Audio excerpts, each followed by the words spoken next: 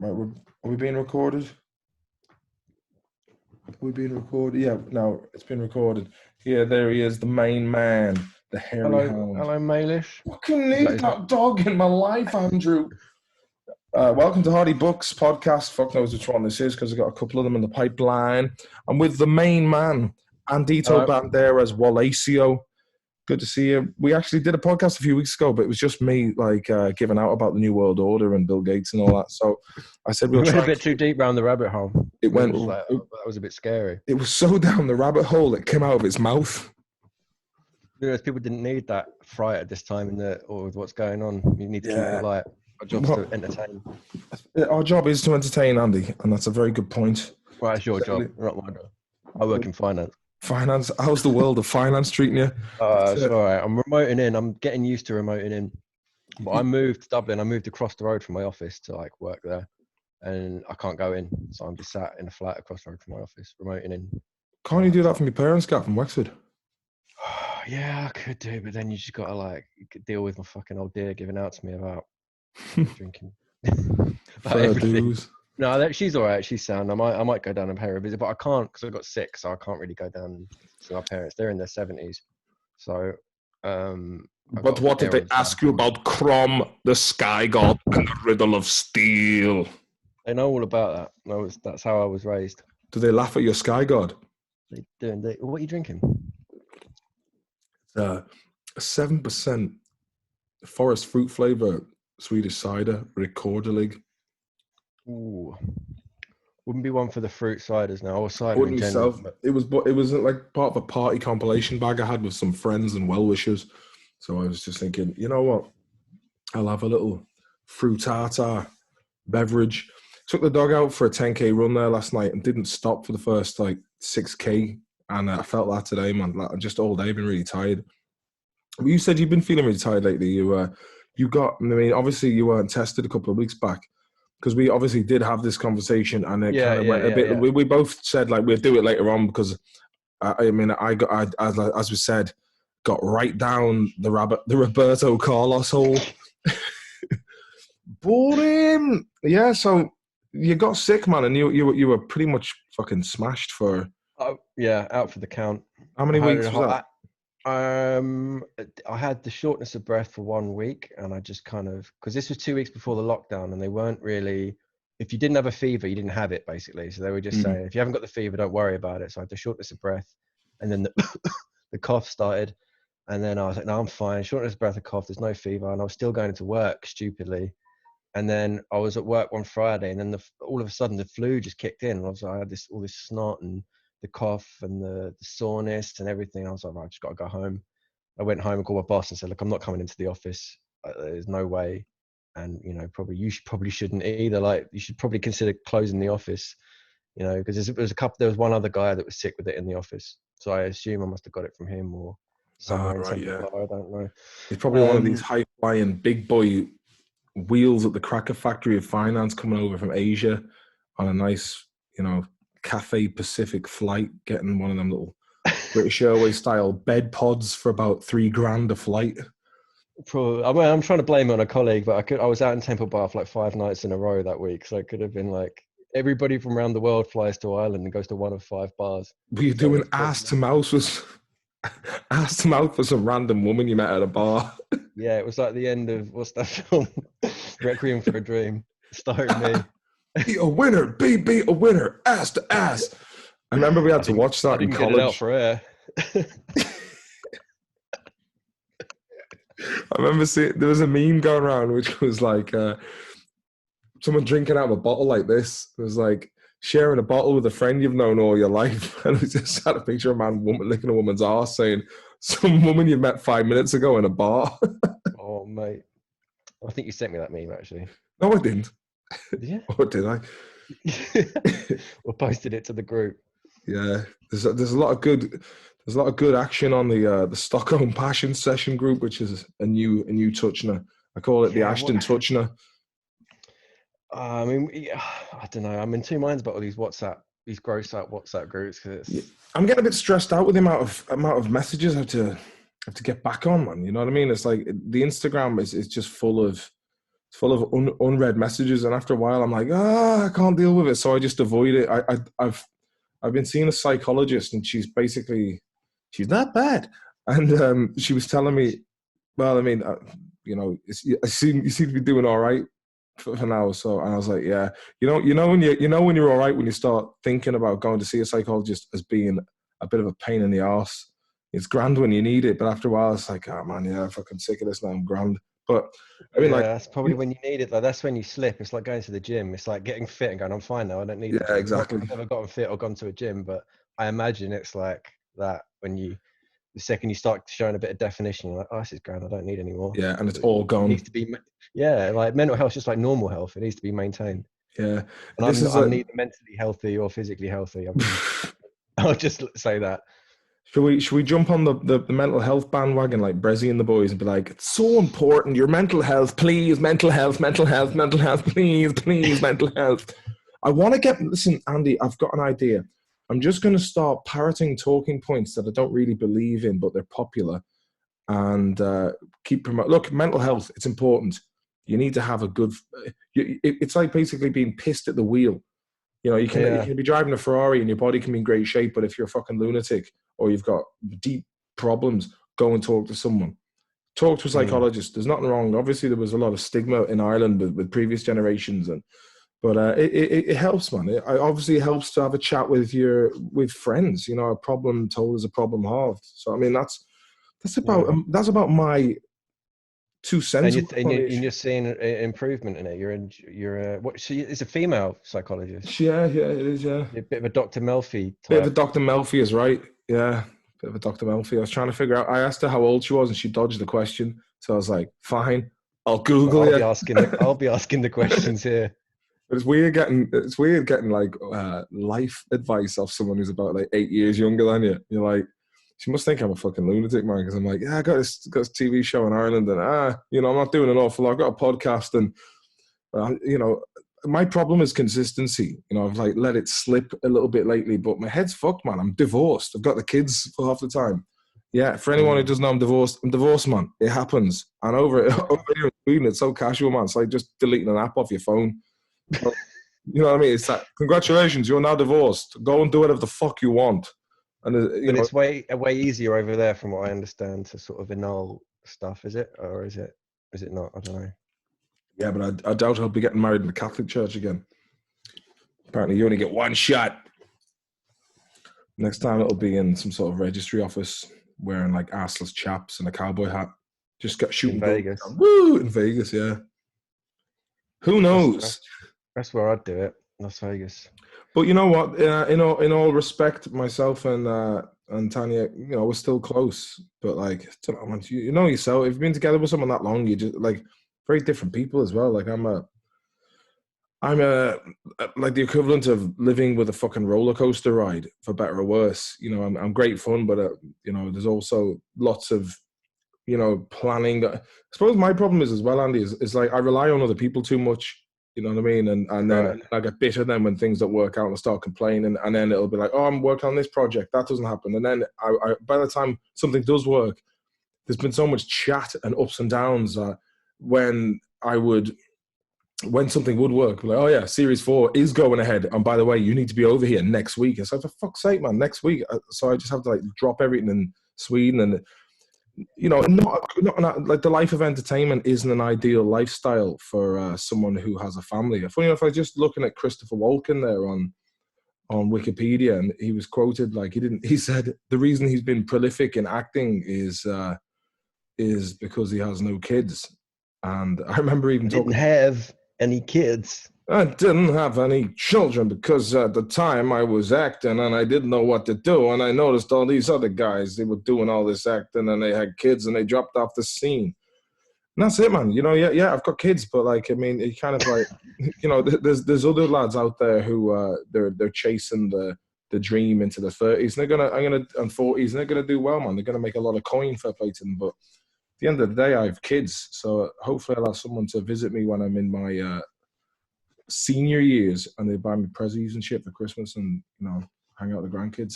who knows, man? I But mean, that's the dream, isn't it? That's what people always say that have kids. Is like, well, I'll have someone to look after me when I'm older. It's like, well, no, they're not gonna. I mean, let's face it. You know what I mean? yeah, They'll drop in and make sure I'm all right, hopefully. But you know, your kids are on loan to you. You know, it's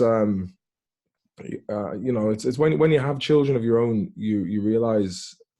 Like a lot of people are genuinely afraid of having children these days. And I was myself, and it's because our yeah, generation. I am for sure, Well, 100%. what scares you about having kids?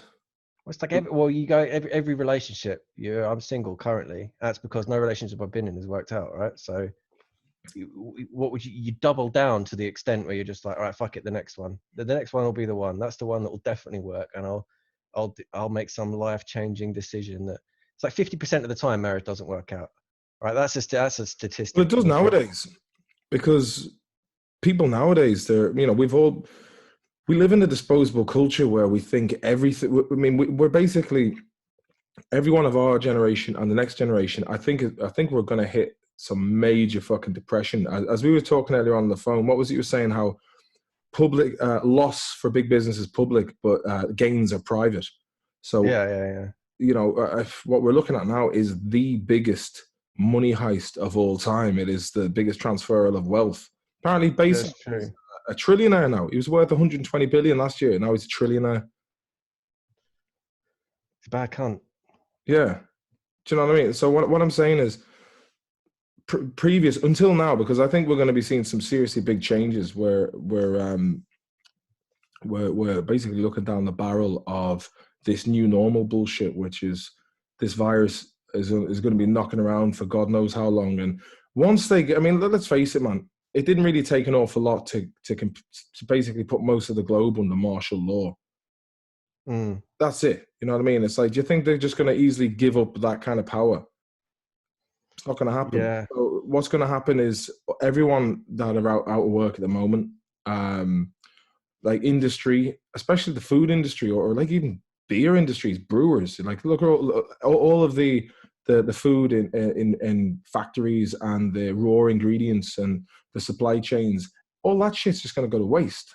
And that's a Yeah. huge knock-on effect. And so it's going to be the taxpayer who foots the bill. So that will cause a global depression. But so basically, before that, until now, we've never seen anything in our generation. We've never seen anything this serious, Yeah. thankfully. So what we have in the Western world is we're living on the toil of previous generations. You know, we're reaping the fruits of their labor.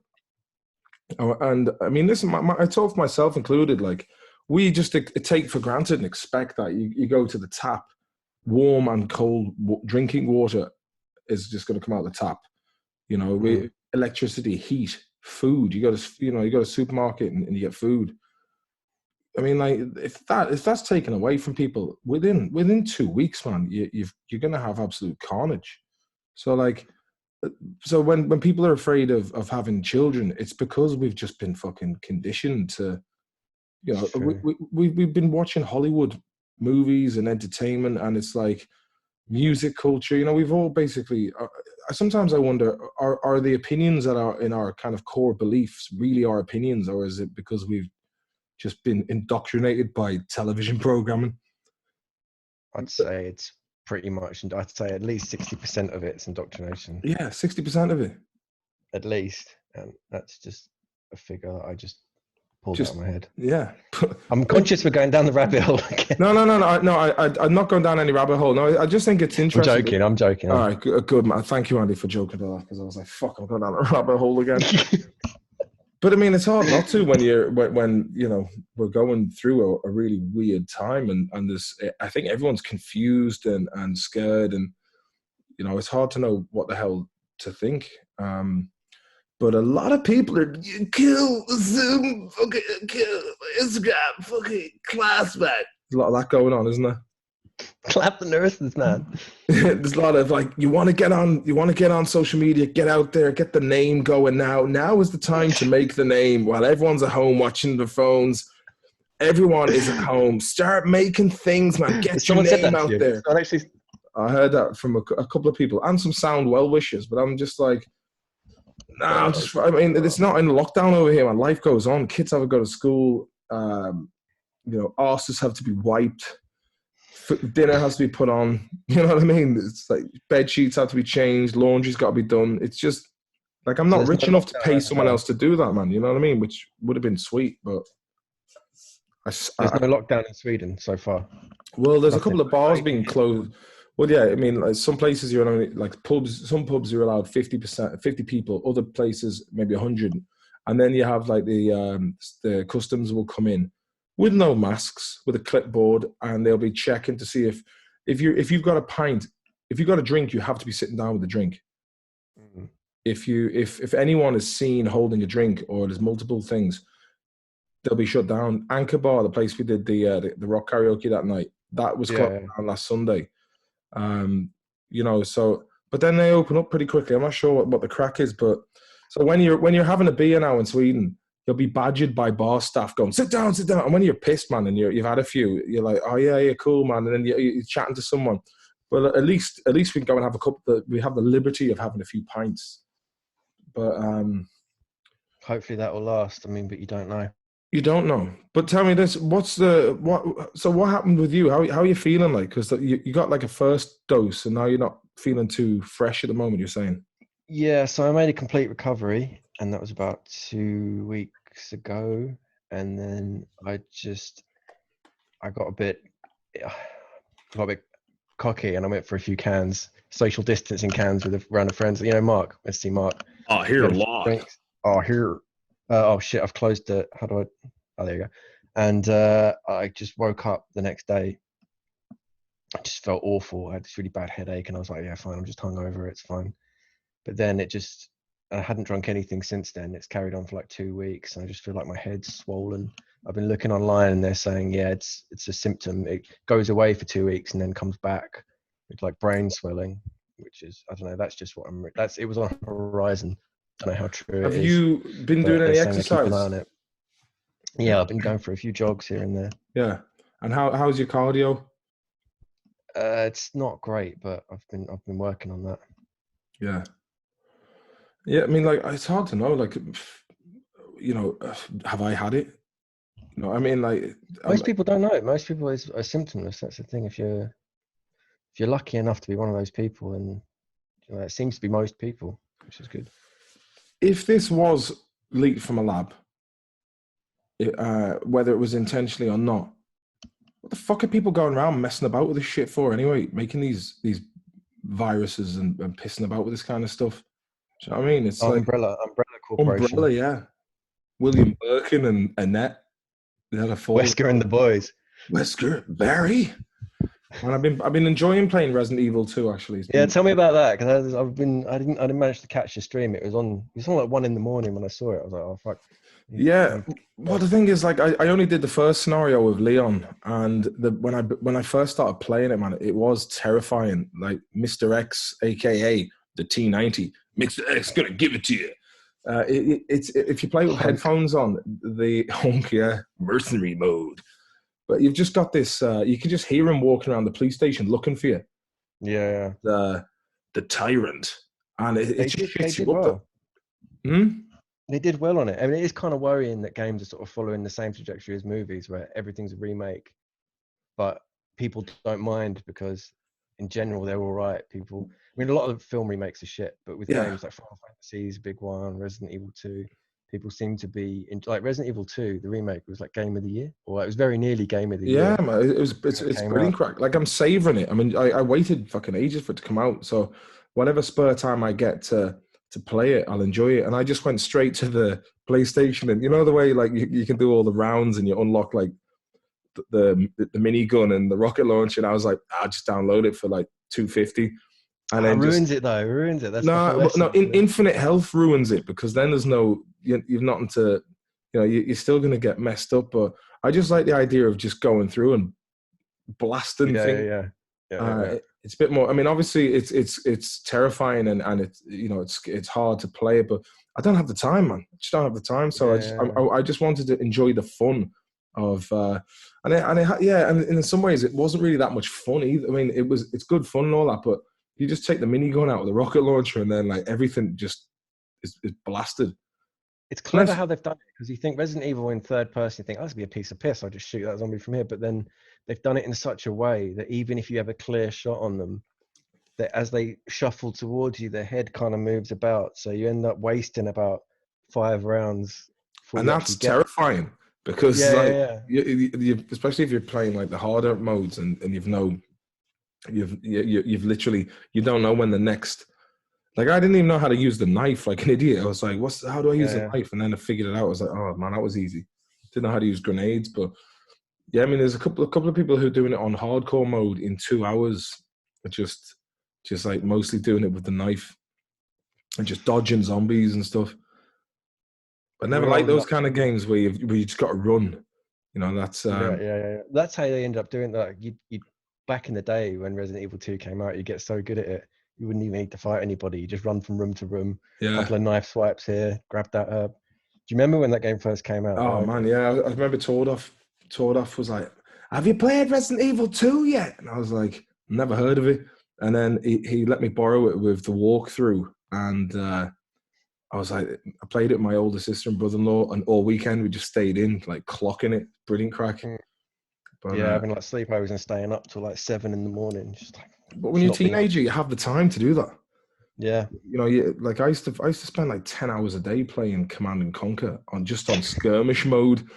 Again, putting in the cheats and building huge armies and having the difficulty on hard. So like, it would still that be music. difficult. Funny, I had Frank Kaplaki on the. That's right. Yeah, you interviewed him. Yeah, I should have brushed up on the old questions a bit. I misspelled his name, and he goes, "Yeah, you misspelled my name." I'm like, "Oh, sorry, I'll fix that." But have you been playing any PS4 lately? It was good crack playing Modern Warfare, the new one. I haven't played it for. Yeah, that saved my life, that game, really. Like just being able to, that bit of human interaction. I mean, you're allowed out and stuff, but obviously I've just moved to a new city. I don't really know anyone. But then you can just log on to that and meet up with my best friends in London and the States, and we can all just sort of meet up once every couple of nights. And people say computer games are a waste of time, but you wouldn't get that sort of interaction with your friends anywhere else, I I don't suppose you think. wouldn't really, because everyone's kind of it fills in the gaps where you can't think of anything to say. Yeah, Or pass me that sometimes, gun, or yeah, sort of exactly, yeah. AK for you there. So how long has the lockdown been now in Ireland, man? It's been like 8 weeks. It's been since before Yeah, Paddy's Day. yeah. It's been 2 months. Could you imagine being stuck in somewhere like Cairo, somewhere where it's like 40 degrees outside, or Greece, you're not allowed to go out. Or if you're just far from a shop, I can just walk out and get some groceries and whatnot. But Yeah. if you're in a place where you can't easily get food or water, or just be fucked, man. But yeah, hopefully it'll be lifted soon. I think by July there'll be like freedom of movement. I think that's the soonest. What about this Trump saying that he's gonna get vaccines to warp speed and get the military What did he say? I don't even listen to him. We're going to get beautiful, beautiful vaccines before the end of the year. These are going to be so awesome. I spoke to these guys, terrific. The military are going to come to your door. They're going to give the... and then that man, Alan Dershowitz, was saying, you don't have a choice whether you're not going to take it or not. We'll drag you kicking. Isn't that what his masseuse said on Epstein's Island? Exactly. Fantasy kept the Island. trousers on. I kept my underwear on when I took the vaccine. Yeah. Sure, that was his. That's what he said, isn't he? Yeah, I was at Epstein's Island, but I kept my boxer shorts on. She slipped a thumb up my butt, but it was unintentional. I did not request that to happen, and it was actually in the next bed to Woody Allen when it happened, and she thought I was Woody, and turns out I got a Woody, but I was lying face down. So fortunately, I said rub Woody, and she thought I meant my penis, and that's the misunderstanding. Meanwhile, Kevin Spacey was laughing. He found the whole thing hilarious. Kevin Spacey's a dark old horse. Like when he came out that time, he's like, when the allegations came out, oh, by the way, I'm gay. It's like, first of all, it was unsurprising, and second of all, it's absolutely no excuse. Like, fair enough. Let's just overlook the fact you were touching up a 14-year-old lad. Yeah, like if you got pulled over for drink driving, you wouldn't just be like, "Sorry, officer, I'm really gay. I don't know why I did that." It's like, it's like, yeah, okay, that's nothing to do with what we're talking about. That's a separate thing. Right, I've got dyslexia. Like, man, it's fucking ridiculous. So, how are you anyway, man? How's things? This is a real loose podcast. It's more of there's no real structure to it. But you know what? It's the way it is. Have you seen any good films lately? What was I watching? Oh man, I go back to the cheese when I've. Oh, and I'll tell you what I did see. It was terrible. It was Capone with Tom Hardy. You know, Tom Hardy plays Al Capone in his like final years, and he's just going mad from syphilis. Yeah, shit, was it? Yeah, I'm not a big fan of Tom Hardy anyway. It just look at his face, and he just makes me aware that I'm watching a film. You know, when you're just watching someone. Yeah, and everyone thinks he's great as well. Which you know, when you get to the point where everyone is just wow. You know, I think when anyone has made it to any Christopher Nolan film at that stage, I'm like, fucking, I'm done with it, man. You know what I mean? He's just a bit brood. He's foreboding. I think that's his thing. Foreboding. Like, he's so amazing. Oh my god, Tom Hardy is like he's all right. He's passable. Like, there's way better actors out there. When you think about it, actors, right, in general, they're fucking narcissists, man. And I would, you know, guilty of it myself. I mean, I'm trying to, you know, I haven't really done much TV work in a long time, so my life kind of has gone back to being normal, which I quite like. You know, I get a bit of a touch from the podcast and whatnot, and you know, doing live streams, but don't mind it, man. Do you know what I mean? It's quite nice just to kind of sink back into obscurity in a way. Not being harangued by pissheads when you're out on the. Yeah, that's fun though. When you're out, like even in London, when people recognise you, it's fucking hilarious. Yeah, it's usually Irish people in London. It's fucking great. Imagine like being in the States. Then you got like Americans going, "Hey, you're that dude from the Hardy Bug Show." I'm like, "Yeah, man." Has that happened? I'm sure it has. Well, I've not been to the States since it's been on, but I'm sure if I was walking down, you know, somewhere in Boston or New York, like, I mean, there was usually. I mean, like, it's nice when you see people who aren't Irish who recognize it. Then, and that's like you know that it's starting to make waves. But no, it's nice. It's been nice that's happened. It was very frustrating for a long time. I mean, I got typecast, and I think the luminaries of the Irish casting directors, you know, like the agents and people, like hacks of the business. It's just like a pyramid, and you've got like Tubbedy at the top. Tubbedy, yeah. He's just rolling around on rollerblades, snorting coke, going, woo! He's like, what's that geezer in Zohan? He's like, what's it, Hansel? That's basically his gaff. You know, he lives like with all the sheep herders and things. Hansel. Yeah, I was thinking. I was watching a bit of They Live the other day. The John Carpenter. Great film. It'd be. I mean, it was really ahead of its time, wasn't it? What are you looking at? Hell Comes to Frogtown. I haven't seen that. We must watch that. I got like, we'll watch it. I watched like 20 minutes of it the other night, and I hadn't seen it for years and years. It was just so fucking good. Were you a fan of the Predator movies?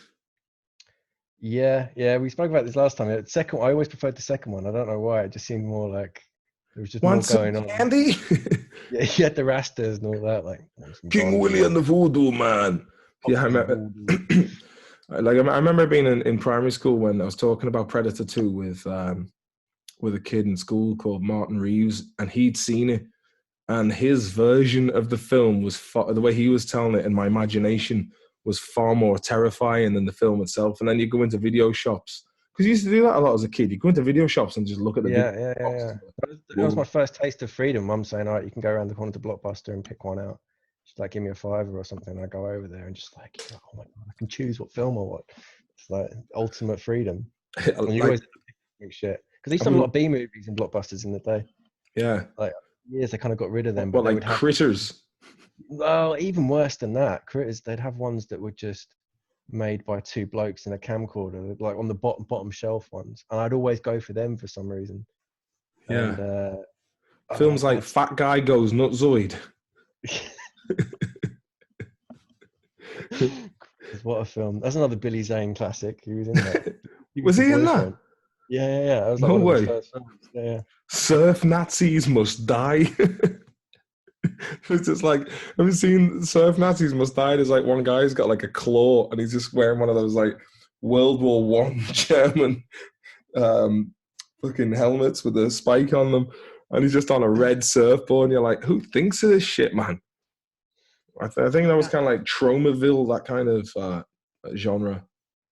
So where do B movies does it come from the fact there used to be at the cinemas there was A movies and B movies, and the B movie would be cheaper. You could pick which screen. You have the A movie, which would be Maybe that romance was or a rom-com, and the alien or the monster film would always be the B movie, with like a lower budget.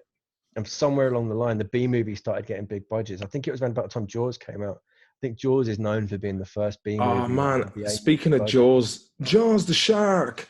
I actually watched Jaws: The Revenge the other night, just on my memory, knowing how shit it was. Because there's a scene where the shark goes, "Roar!" And you're like, "How? That's not even possible. A shark has gills. Doesn't even have vocal cords." And that was a scene I watched back, and I was right that it roars, and for good reason. Apparently, got 14%. Michael Caine was that he played an airplane pilot. And he's like, did I ever tell you about the time that I got trapped in the Amazon and I had to find my way out? And you just hear at the end of the film, he's flying off into the sunset, and sound a bit Australian there, sorry. But he's flying off, he's just telling this anecdote, and there's a scene where like your man is like Roy Schneider's son in it, right? Or whoever the lad who said, smile, you son of a bitch. I've not seen it. What is it? Jaws Revenge? I've not seen this. It was the fourth one, but there's a bit where the son gets mercilessly eaten by a shark, and I don't know whereabouts they are in the States because it's Christmas, and I was watching it going, why would great whites be up that far? And I suppose it would be plausible because I mean you would get great whites there, but why would a great white just randomly? I mean, what is it? Are we talking like a spectral great white shark? Is it a supernatural shark? And like this is the fourth time it came round. Is it 4 different sharks, or does it just come back from the watery grave and then start attacking the same family? But I think it's supposed to be a different shark each time. I think it is. Yeah. I don't know. Well, I don't know. I've only seen the first one. The first one's great. Yeah, but the funny thing, if you look at the shark as well, Andy, you can just tell where they've taken fiberglass and they've tried to smooth out the body of the shark, and then when they render it now in HD, you can see how fake it is. There's a scene in Jaws Revenge where there's this Caribbean dude, and he's like, "There is man," and next thing the shark, he's like flashing this LED light that's trying to like flash the shark and interfere with its electric impulses or something, and it comes and grabs him at this spike on the mast of the ship, and then takes him down, and then you just see that the shark is like, the whole thing is just out of the water, but obviously they knew that it wasn't feasible for a shark to be out of the water that long because obviously there's nothing propping it up. So they they turn it into like a slow-mo scene, but you can still tell that it's been in the air above the water for way too long. And then they've just got the dude underwater for a few seconds in a fake shark trying to fight this massive shark. I suppose they weren't meant to be watched in 4K, these things, on fucking 65-inch screens. A lot of times you see films and you're like, yeah, this wasn't meant to be seen in this kind of detail. I suppose it's the same as us looking back over like computer games from like the 90s and laughing at the graphics, whereas at the time you just accepted it for what it was.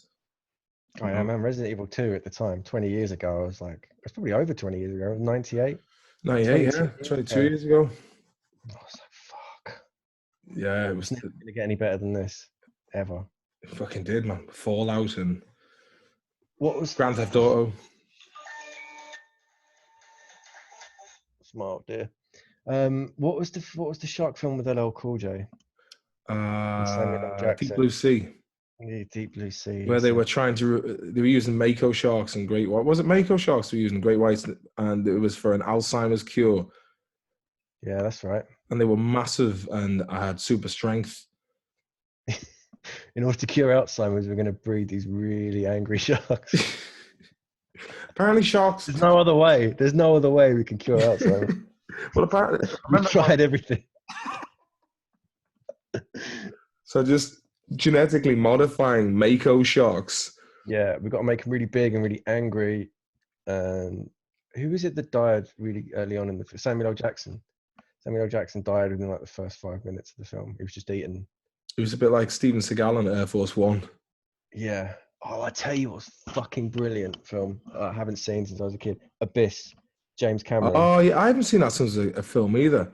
Yeah, I just remember that scene where they have to go really deep into the abyss, but they have this like super deep diving suit, and your man has to breathe in this weird like this. Yeah, the liquid they have to decompose. I don't know. It's to bring the density of their body in line with the crush depth of the sea or something. But I haven't seen that. The helmet on, it has to fill up like that fucking Radiohead video, and he has to breathe it in. Yeah, you have to hold him down when he's breathing it in. Wasn't Michael Biehn in that as well? Michael, yeah, I think. But didn't he play a bad guy in it? One of them goes nuts, I think, and tries to. There's no bad guy, I don't think.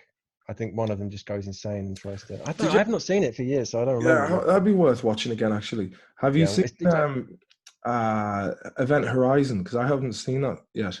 Apparently, at the time, everyone said it was really scary, but probably looking back, it was one of those ones that was, I don't know.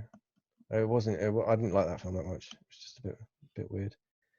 Again, it was a bit too 90s. It wasn't as good as the 80s films. Yeah, the 80s. There's something about the 80s film. I mean, it started using CGI. If you look at Alien Resurrection, they really just went too far off the wall. That did, man.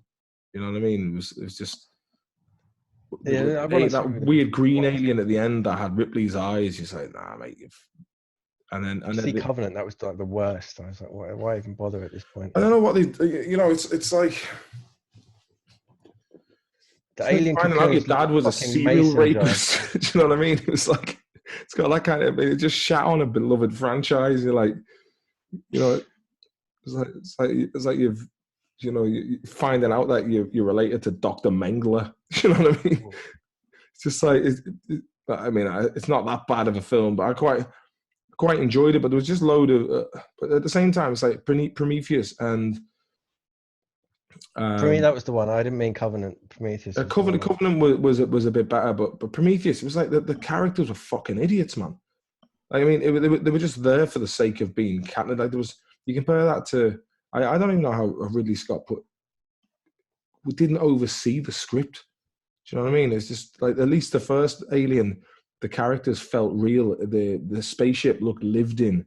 It just looked like a 70s, 80s kind of industrial, like living quarters. They're smoking, they're eating cereal, and it was again interestingly that came out at around a similar time to Jaws. I think maybe a bit after Jaws. Was, and I think they were trying to recreate that kind of, let's not have the monster on screen for more than like 10 minutes in the whole thing. Well, but count the screen time of Alien and Jaws, it's like 14 minutes or something like that. It's not long. See, but that is the best. If you're having a monster movie, the fear is in the audience's anticipation of it. Yeah. It's like, I remember you don't actually see the woman getting stabbed. You just see someone doing that, and then I think when like Blair Witch Project as well. That was a film that scared the shit out of me when I was a kid, and you don't even see it. You don't even know what it was. Again, that was another one that had so much hype around it. Like Exorcist, everyone, before you actually saw the film, like, everyone in school would tell you about it, and by the time you'd end up seeing it, that's a bit tame. Like Scream, Scream had a massive buzz around it. I remember that everyone was talking about Scream, and then I saw it. I was like, oh, it's all right, it's nothing. Matthew Lillard. Drew Barrymore was the first to get bumped off. I really fancied Drew Barrymore back in the day. There's that film Poison Ivy she was in, with Tom Skerritt, who played Dallas in Alien, funny enough. Which one was Dallas? Was he the old guy? Yeah. The young. He's the guy with the mustache who gets killed in the pipe. Dallas gets it in the pipe. Dallas gets chromed in the pipe. Then the second one was just a Vietnam film in space. It's like brilliant. The first one was the second one was like a Vietnam film. The second one was one of the best films of all time. Third one, I don't know what's going on. It wasn't bad, but the fourth one just, and then fucking Aliens versus Predator. And like the first one was a PG film, then the second one was a gross out 18 film by the brothers Strauss. Two brothers that go by the name Strauss that call themselves the brothers Strauss. Me and Pete Cassidy went to see it in Castle Bar. That was one thing I used to love doing with the lads back in the day, was going to Movie World in Castle Bar and just deliberately watching shit films like Prom Night and just screaming and shouting stuff out in the middle of it and making people laugh. It was back in 2007, myself, Pete, Danny Riley, Sean McMullen, and Fintan O'Toole went to, like, we started doing this thing where we just got a couple of cans one Sunday evening, had a few, went into Cineworld, but we started doing this kind of chant, which was just a generic sounding football chant that from a distance would sound really rowdy and intimidating, but it was just, West Ham away, ooh, ah, we just kept chanting, West Ham away. So we went to watch Shrooms in the cinema. Shrooms. And yeah, that was a fucking terrible film, man. There's about these American kids who go on holiday to Ireland and they find in search of the most craziest liberty caps known to man. So there are these magic mushrooms with a little black nipple at the end of them. And you take these bad boys and it sends you into Cloud 12. I can't remember if it was like the place was haunted and they thought they were tripping, but some like quasi-mad shit happened. But in the middle of the film, we're in Cineworld and the place was packed on a Sunday night, fucking drinking cans of Bavaria, getting rowdied up. And then Pete just shouts in the middle of the cinema, he goes, fuck this, man. He goes, this would give mushies a bad name. And I'm a fond fan, as you know yourself. And you just heard the whole fucking crowd laughing. And then the whole film, that people just started going, fuck off, and all this, just to the screen. It was another day we'd been on the piss. And you see, we used to go and watch these films free because Danny Riley and Sean used to work there, and he was like, just go in and watch films. And myself and Pete had been on the batter one night, and then on the Saturday we were quite hungover watching this Chinese film called The Forbidden Kingdom. And there was some guy just eating a packet of crisps or a packet of chips, fish and chips behind us, and it fucking stunk, man. It was making me feel bad. And I had a really bad stomach from the night before, and I went and I knew it was gonna stink, man. So I just went. There's hardly anyone in the cinema, and I just went, "This." And Pete was the first. I got the smell first. And went, "Oh man, this is cruel." And then Pete, he was collateral damage. He just goes, "Jesus." I was like, sorry, Pete. But the guy who was eating the chips behind us, you could just hear the chip packet stop rustling. And that was it. And there was another time we were flying back to Sweden, probably 12 years ago, and we were getting into Skarvstor Airport and drinking cans of Guinness in the house the night before. And we were in the queue for the passport in Skarvstor in Sweden. And then I let one go, and then it stunk. And I just said, someone was on the Guinness last night really loud. Oh, the old switcheroo. The switcheroo, yeah. Who did that kind of thing? There's this like woman from Belfast or something. There's like a hen party. It was like all varying degree of ages. That's rotten. Weighs up, here weighs. And she had like this like fluffy Irish kind of cowboy hat, and she's wearing all green. It was like Debbie on tour, 2008. And I went, someone was on the Guinness last night. And she goes, hey, I tell you one thing, it wasn't me. Whoever did it's disgusting and vile. And I went, yeah, but someone was on the Guinness last night. Abe Lincoln saw us. You can hardly blink after that. My eyes are watering. Tom Kilgallen was cruel for them as well, man. Like he never like. At least I had the respect not to do it on a plane. Whereas he'd be sitting on the plane, he's like, "Fuck him, my stomach. I can't help it. I'm taking brewer's yeast." Good lad, Tom. I had a good chat with him yesterday. I texted him the other day. Actually, I let him know I was over here and like, "So you doing? Let's go for a pint." He's solid. I said to him on the phone, we had a real nice conversation on the phone, and I think myself and Tom in a lot of ways had similar objectives back in the day, and we both knew each other's motives, and it pissed each other off And we would clash quite a bit. Too well, maybe. Yeah, exactly. Yeah, we did. Well. Yeah, we knew each other too well. Like we were working together, had the show together, and living together. And at the end, we just knew everything about each other. But I spoke to him yesterday. We had a great conversation. I said to him, "Tom, you're like a fine wine. You're getting better with age." Cheers, Maloney. Appreciate that. And he said to me, "The podcast is good. I'm enjoying the podcast now. I'm enjoying it." So it's got his seal of approval. Hopefully, he'll be a guest soon again. You've had him on, right? Yeah, I have indeed. He's got some things going on at the moment that when I ask him, he's gone, "I will once I've sorted out the thing I'm doing. I want to get that out of the way." And I'm like, all right, fair enough. I respect your decision. Respect. What were we talking about before that? Cinema. Going to the cinema. Yeah. Starting in the cinema. What was the first film you ever seen in the cinema? I think it was. I remember watching Home Alone in the South Woodford Odeon.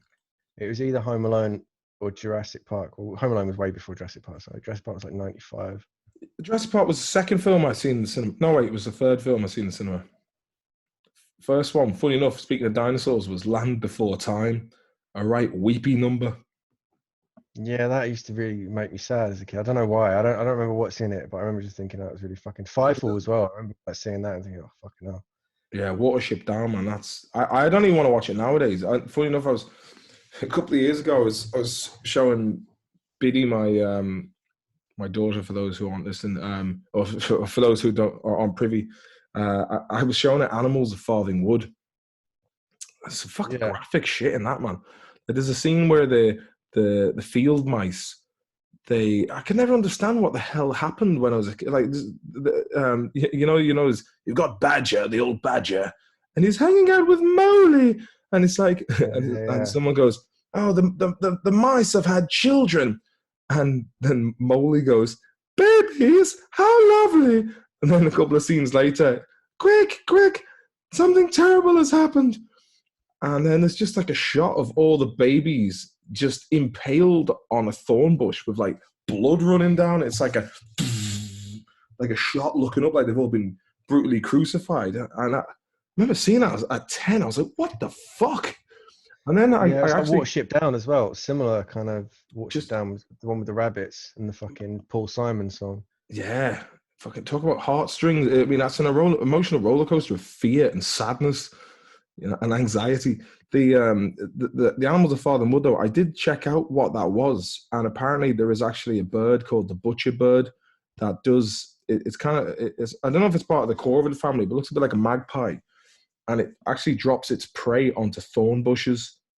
So that's what happened in that. But then there was there was loads of casualties in that. There was the newts. They didn't even make it out of white deer. Was it? So what was the plot? Their forest burned down, and they had to go somewhere else. Yeah, they make it's all these animals who would usually be enemies. Let's say they form a pact to leave a Farthing Wood, which is a forest that gets destroyed with urban development. And the toad, who's from Devon for some reason, the old toad, he comes down and he goes, there's another forest called White Deer Park. I've been there. Oh, it's amazing. So like the fox and the badger are kind of like the alphas, you know what I mean? You got like fox is looking for the next gaff. Yeah, and then you got the badger, the old badger, and then you got Molly, who cruises around on the badger's back. And, you've got, like, the weasel who's like, oh, I'm a cockney from East London. I'm a weasel. And then you have... The weasel was a cockney. Yeah, it was a right... Sound like she'd be working down the market in EastEnders. And then you got the adder who's like, say, that's a nice-looking morsel. And, there was lots of, like, fun, like, she had her own, like, kind of theme tune that was, like, a xylophone going up and down. And you had, like, hedgehogs, hares, pheasants, a kestrel, the owl. And the owl was just, like, coming out with all these, like, fucking pearls of wisdom. The owl spoke like this. And, well, one must be on one's guard when one is in times of tribulation. It's kind of... pearls of wisdom. Did the owl have a monocle? Am I imagining that? Did the owl have some sort of like? Nah, I don't know. But she had like kind of Thinking of raised something else. eyebrows. But yeah, but there's just like casual scenes of peril. Like the hedgehogs are on the road and they're all trying to cross a motorway, and then the hedgehog's wife freezes up and goes into a ball, and the hedgehog is like, "Don't panic, dear. I'll get you over the road." And then he freezes up, and then you just see a truck, the wheel of a truck with like lines, speed lines. It's like, and it's just like the two of them are just bah bah. And the pheasant, man, the pheasant gets shot, and the poor old pheasant, like his wife is shot, and then turned into a pie, and you just see like a pie with like legs sticking out on the window. And I think the pheasant, the wife is just plucked, and you just see it like with just the legs, the claws of the legs just on a window ledge. And then, oh, my wife. And he's so melancholic and distraught that he just walks right out in front of a gun. And you don't see the farmer, but you see the two barrels of the gun, and next thing, and all these crows. It was a bit too real when I was like that program. I don't want to watch actual emotional pain. I want to watch fucking cars transform into robots. I don't want to watch, I mean, I think that was like the girls' equivalent of like Thundercats or Transformers. Or a bunch of green lads living with a giant rat in a sewer. Yeah, exactly. I don't want to, you know, as real as I want it to get. Who was your favourite turtle back in the day, Andy? Donatello, probably, because he was the nerd. Machines. No, Raphael. Maybe Raphael had like the shit of them. Raphael had the two, what were they called? The two forks. Oh, those weird ninja. You can just gaffs. Yeah. What were they called? Yeah, I know the ones you're on about. The daggers. The daggers, yeah, he had the daggers. Donatello had the staff. Leonardo was the only one who had like a sword, and then my favorite was funny. Like I turned into a party dude myself. Yeah, you'd be Michelangelo for sure. That's your. Whoa, dude! It's Mondo Misery to the max, dude. Raphael. The UK, it was Hero Turtles, not Ninja Turtles. It's like, why bother? What was that? Have you ever seen like the different languages for the intro of Turtles? The best one by far is like the Swedish one is, what is it? Tonårings hjälte Hulfapador. But the best one is the Arabic version, and it's just like, it doesn't sound anything. Do you know what? Let me just for people who don't want to use the time to check it out, and you listen to this, let me just illustrate what this sounds like, because it doesn't sound anything like how it should, but it's absolutely beautiful. Yeah, of course you have to go through the advert. Do you know what? It really annoys me that YouTube has become, and even Google, if you Google now, your top search is an ad. It's just bullshit. I've got a hacked version. I probably shouldn't admit that online, but I've got like a hacked version of YouTube. You get the. Have you got an iPhone or an Android? I do. I have an iPhone, but if you could get me a hacked version, I'd fucking be made up with that. And I've no qualms in saying it. Right, you ready for this?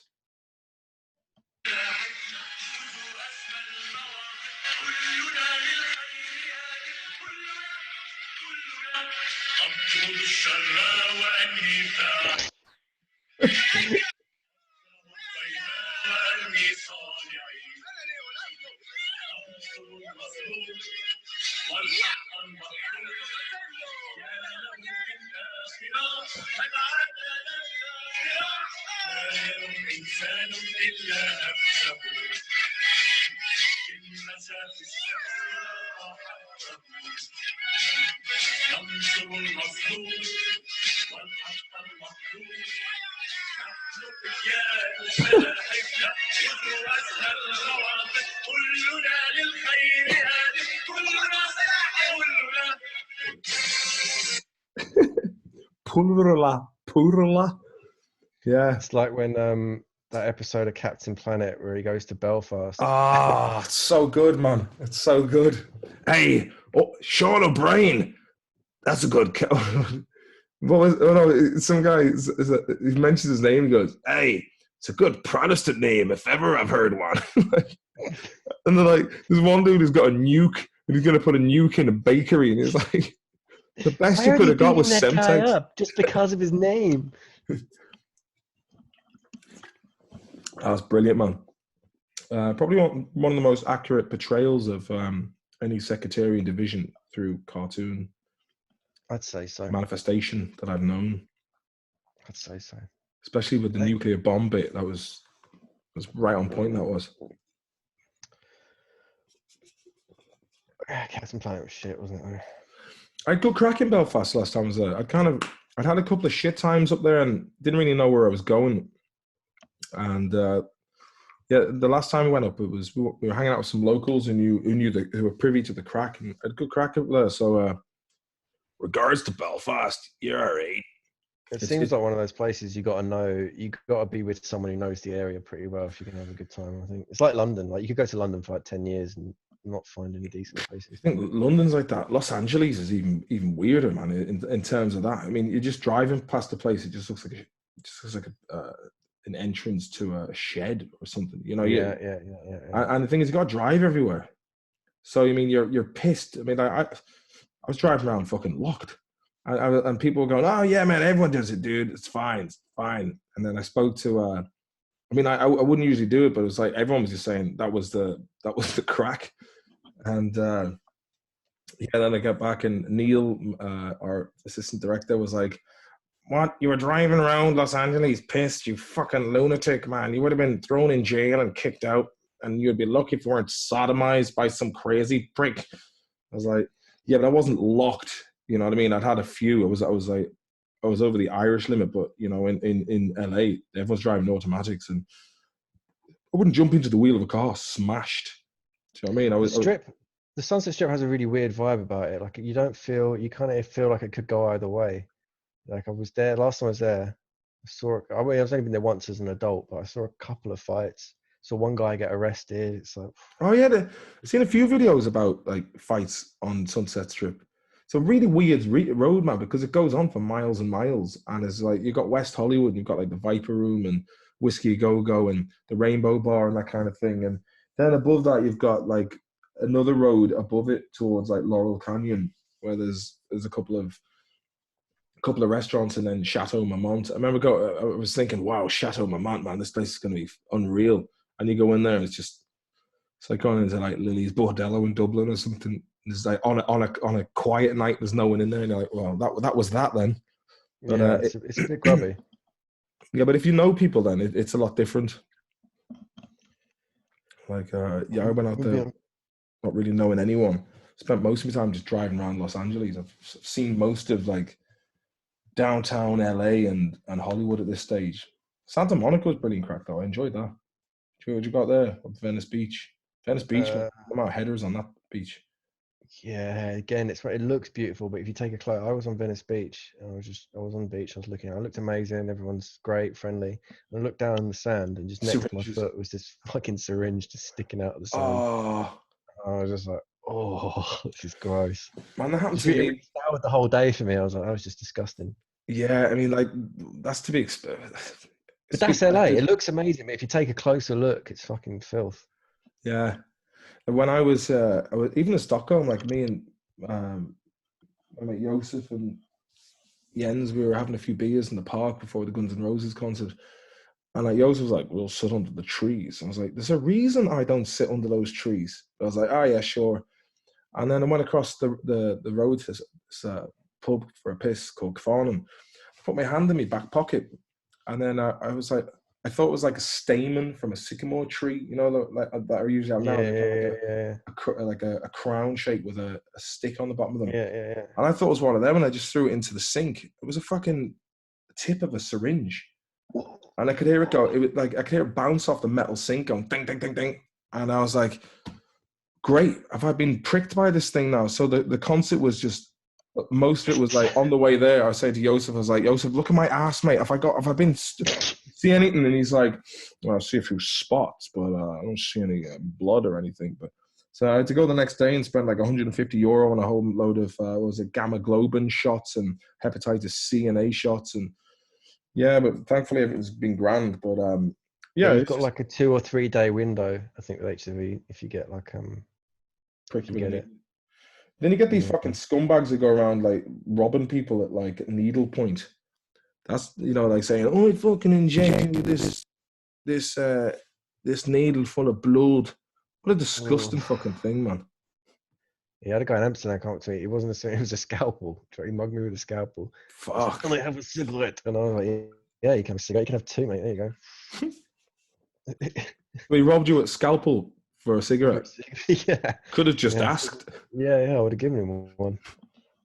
Yeah, mate, have the packet.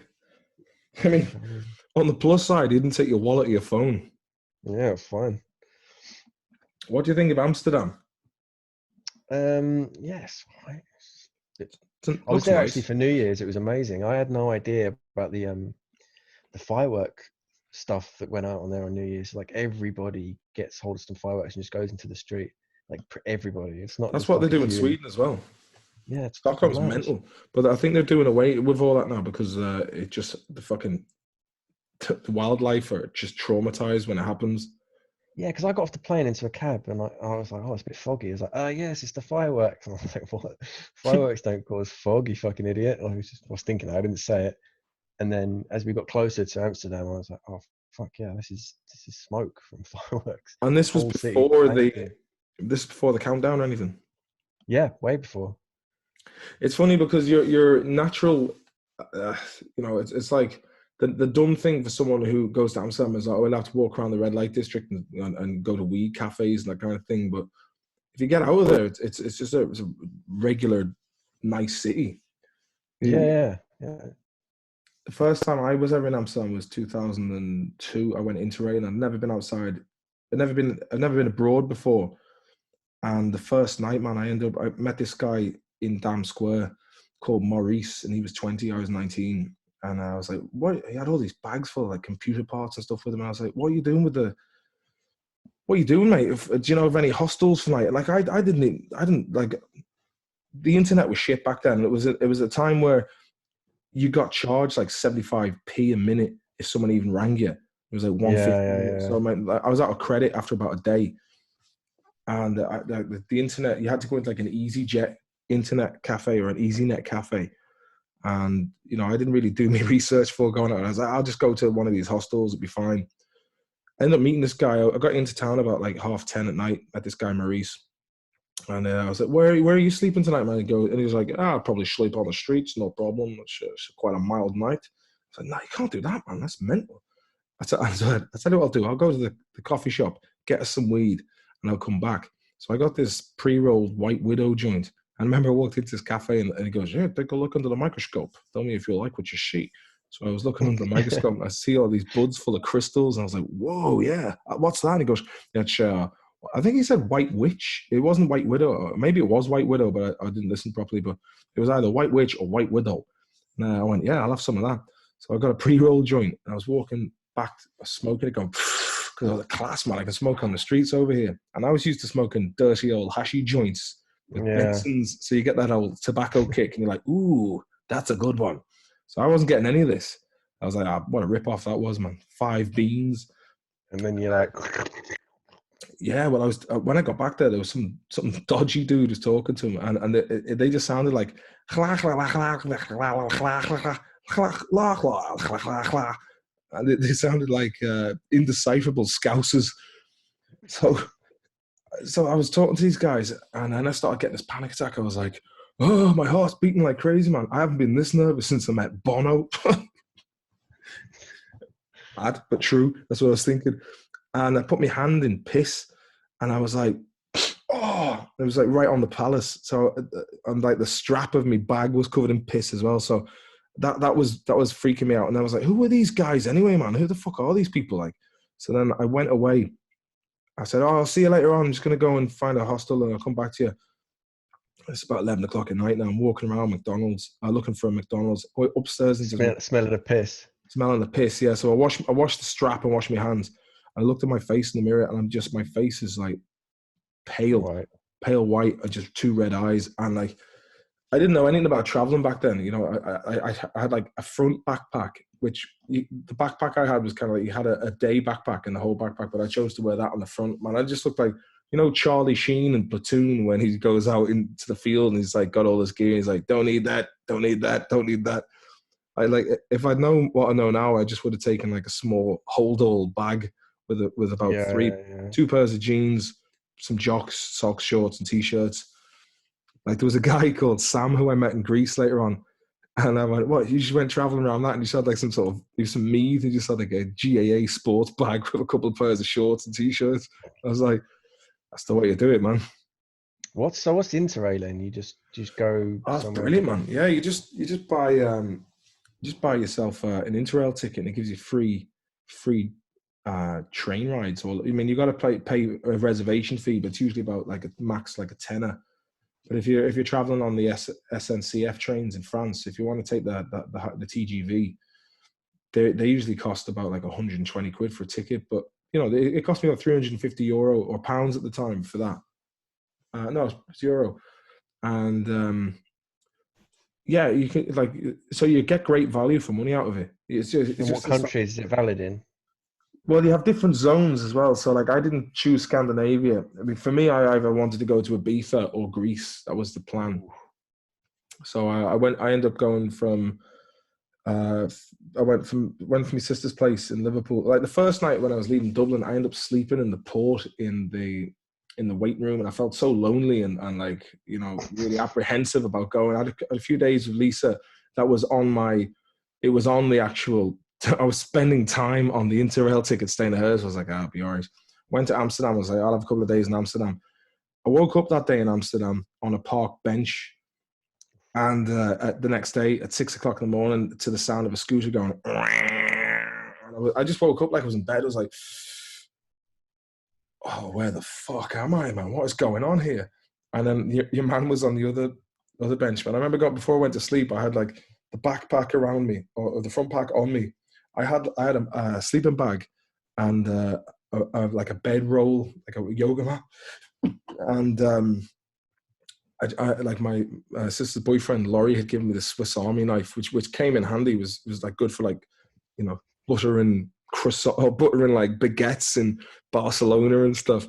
But I was lying there on the bench like this with the backpack under me, and I was like this, going practicing. If someone's to come at me, I'd have the knife ready. And yeah, we walked around Amsterdam, like we walked around just load. It was about maybe 7 in the morning. Loads of shady dudes hanging around like the red light district.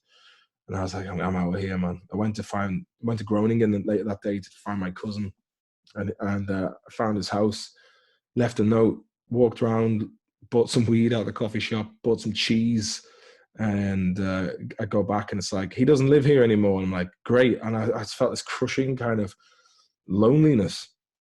I was like, oh, what am I going to do, man? And I was back at the train station. I was like, I have no idea where to go. And I was like, that's the whole point. You can go wherever the fuck you want to go. And it's up to you. That was one of the most liberating moments of my entire life, that I was the captain of my own soul completely. I could go wherever I could head to Barcelona. I could head to Germany, you know, Eastern Europe. I could go anywhere I wanted. And I was just like, wow, that's fucking amazing. The journey has begun. And I went to Brussels the next night, and I met this Canadian girl called Sarah, and a few other people. Me and Sarah went to France, went to Paris, and I ended up meeting this Swedish guy. And there was this really awkward, like, this Swedish guy was a really nice guy called David. And then this Sarah girl, she was like really right on. You know, she was like, don't talk, like, She I've been traveling for 2 months. I know what I'm talking about. Listen to what I say. It was just like common sense and being like polite to people gets you a long way. You know, a little bit of manners goes a long way, that's saying. And this dude from Brazil called Julio, we met him at the Garden Nord, and he had this kind of American college, you know, football, pigskins kind of, like, you know, those like AC Slater. Slater, yeah, like white sleeves and like, you know, a cloth, like PVC sleeves, and he just had a penny off his chest. Like. Yeah, exactly. Well, hey, my name is Julio. I'm from Brazil, And they had, like, there was this logo. It was like the dramatic match. It was like an A with like the happy and sad face of drama. And he was like, "Yeah, come to this hostel. It's called Friends Hostel." I was looking at it. It's like there's pictures on this pamphlet of a couple of dudes looking at a TV, and it goes, "We've got television, internet." And when we got there, none of those pictures existed. And we went in, and they take our passports. Like, it was a real kind of, the place was just full of like Arab guys, and they were like, "Oh, whoa," like when she walked past, and I was like, "Fuck me, this gaff's a bit rough." And then the guy goes, "Take your passports," and I was like, "Okay." I was like, "Is this normal?" Yes, it's very normal. And then we go up into the beds, and they gave us some sheets, but like we had to pay extra for the sheets. And then she started kicking off, going, "By EU law, it states that you're supposed to give sheets and bedding to all guests. No, you have to €5 if you want the sheets." I was like, "Yeah, we'll take the sheets, mate. Thank you." And we go up into the room, then flush the toilet, and just water just pours out all over the floor. And I'm like, "Oh man, lucky I didn't get bed bugs." So then we went around Paris, looked at the Sacré-Cœur and the Eiffel Tower, and that game. We met this guy David, the Swedish guy at Sacré-Cœur. Then later on that night, we went out to La Défense, where the Grand Arch is, and I'm just like, then she starts like making out with him. She goes, "Can you just like wait over there?"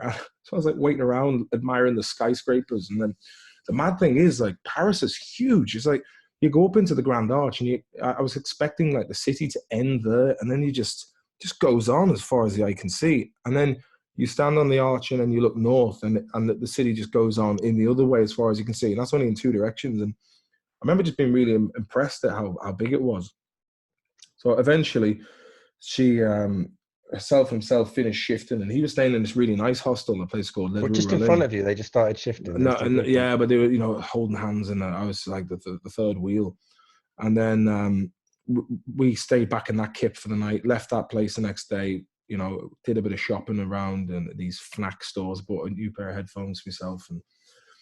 And then we stayed at this hostel, and he left then. I ended up meeting the two of the soundest bastards you could ever hope to meet, Braulio and Miguel, these two Ecuadorian guys. And this was during like my big, oh yeah, of course, on the Sunday we went to see Jim Morrison's grave in Pierre Lachaise. That was like, because I was mad into the Doors at that stage.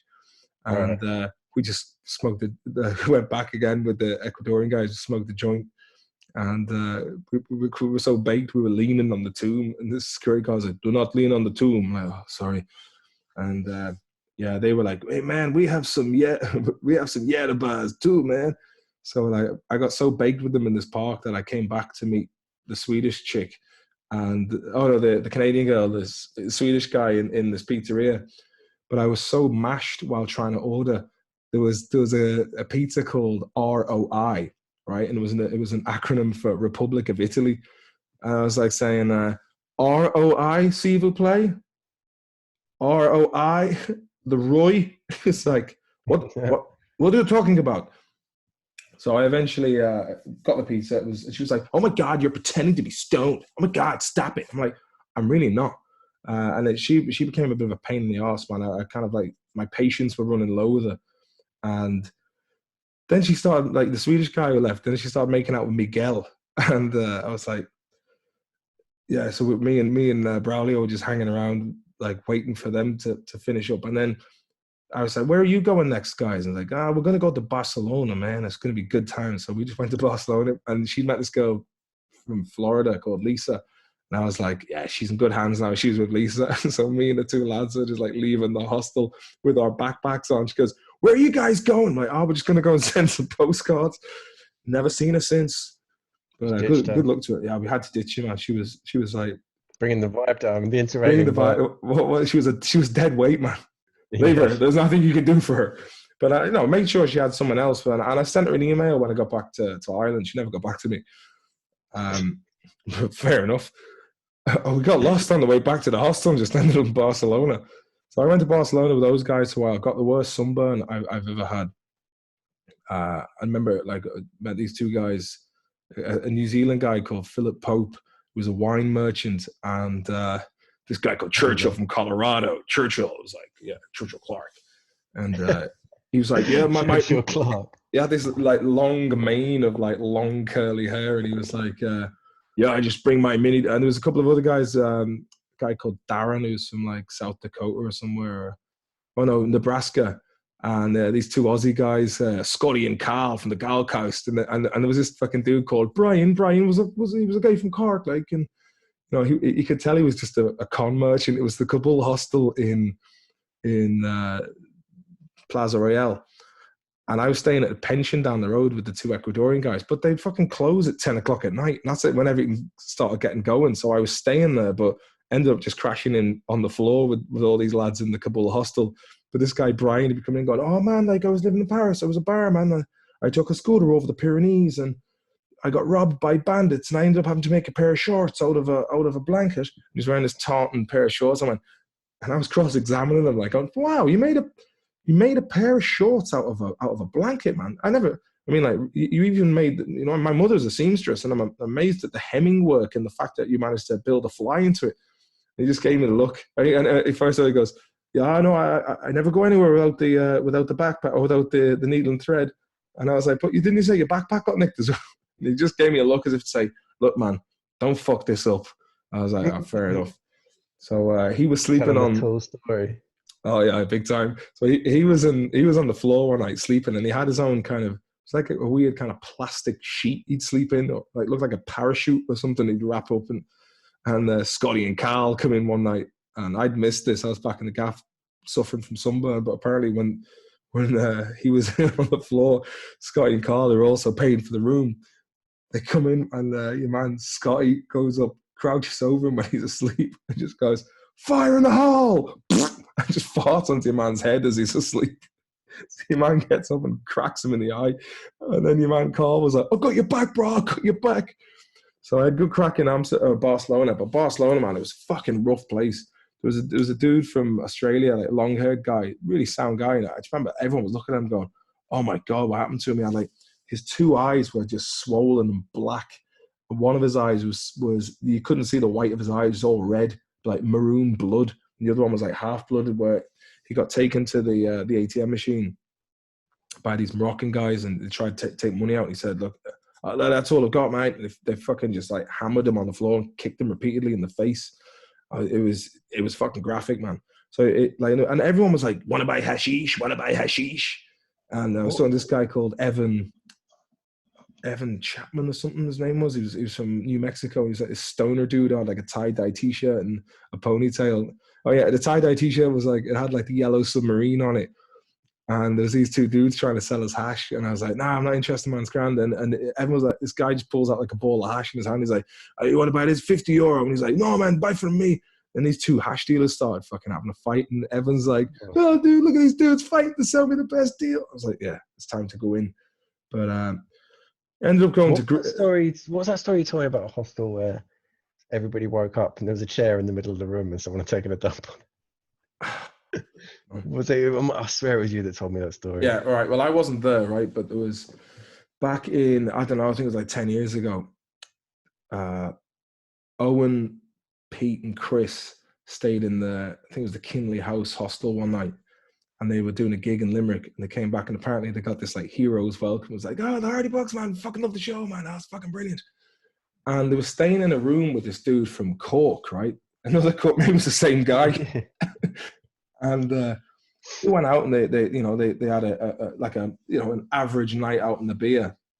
And then when they came back in, they went to bed, and in the morning they've got like the fucking staff are all in the room shouting at everyone. And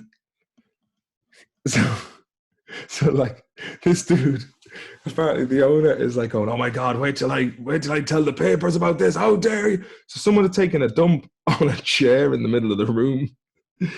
And I like the way during all the beef when all the fighting was going on, Tordoff did his classic and just like slipped away and missed the firefight. But then Pete, being a really nice guy, you know, he's the path of least resistance. He was like, I don't know who the fuck took a dump on the chair, but I'd fucking clean it up. So, and yeah, so I doubt any of the lads would be that fucking mental or pissed to have taken a dump on a chair in a hostel.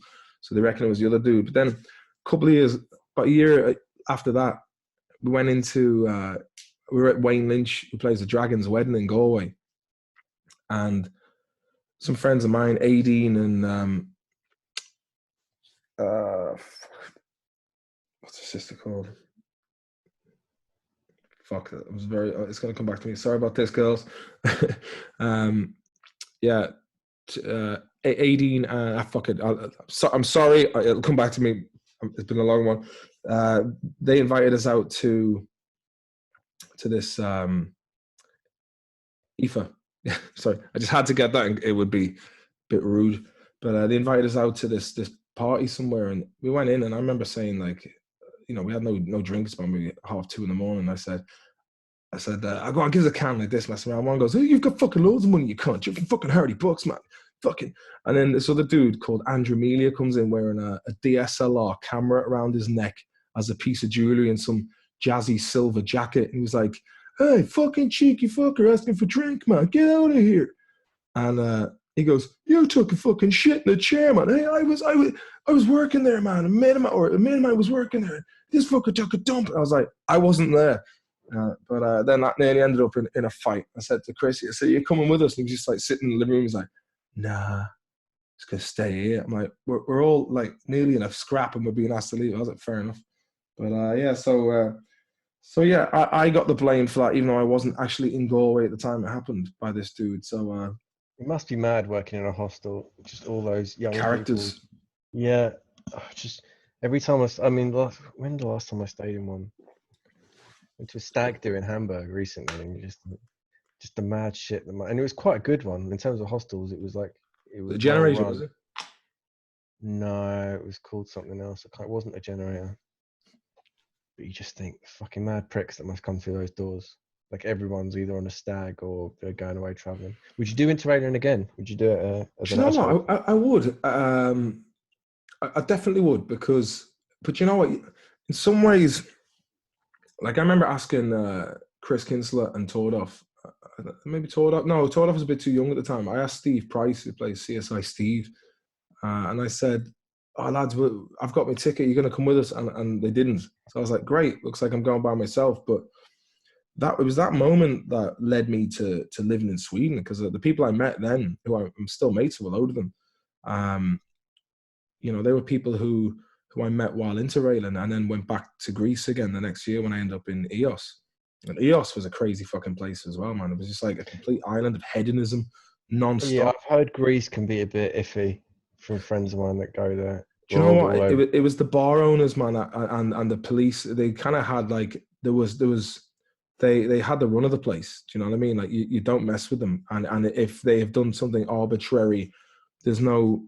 You've absolutely no recourse to... I mean, I remember hearing a story about like these Italian guys. They were all like metalers. They were all smoking a joint on the basketball court at the bottom of like the town. And there was this like Suzuki Jeep where the police would go around. There was just like, they opened up they were dragging these dudes by the hair because they were smoking joints, dragging them across the basketball court. And they just like opened up the boot. This huge, massive dude just comes out and they're just beating them. Like, their police are heavy-handed as fuck down there, man. You know, they're quasi-fascist. They've got a complete control of Corona because of it. The police have just like, right, zero tolerance, everyone in. No one's breaking it, not even for... You need to get medication and food. You're allowed in the UK and Ireland, you need medication and food, you can go out if you want. But in Greece, you need dispensation from the police to get anybody outside without written fucking permission will be lifted. Yeah, to be quite honest with you, Andy. And it's worked for him. It's worked for him, to be fair. Yeah, but at what cost? Do you know what I mean? Well, yeah. I met some fucking amazing Greek people when I was down there, but the corruption I witnessed, just the kind of the abuse of power, you know, and like absolutely no accountability on the island.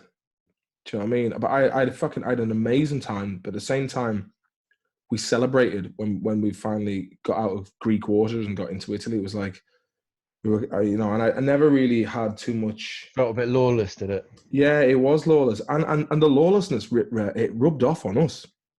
Like we got kicked out of 5 bars our first night here in Stockholm and we were like, what have we done?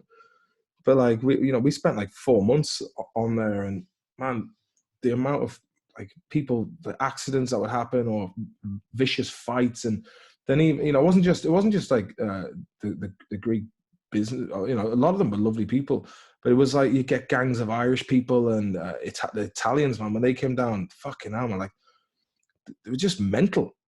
A lot of them, like the factories closed and then they just go en masse, and then we would go budgie spotting and just like looking at loads of lads budgie smuggling in Speedos, and every day man would be like, hey baby.